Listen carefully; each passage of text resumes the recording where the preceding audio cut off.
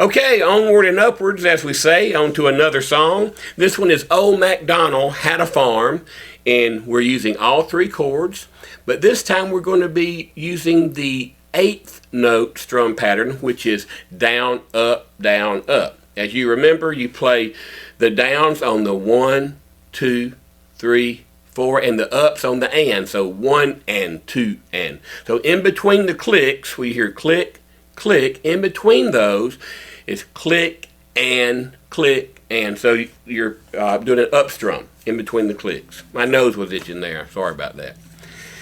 Here we go. 1, 2, 3, 4, 1 and 2 and 3 and 4, and Old MacDonald had a farm, E-I-E-I-O, and on that farm he had a duck, E-I-E-I-O, with a quack quack here and a quack quack there, here quack, there quack, everywhere quack quack. Old MacDonald had a farm, E-I-E-I-O. Very nice. Very nice. Well done. Okay. On to the next song. What do you say?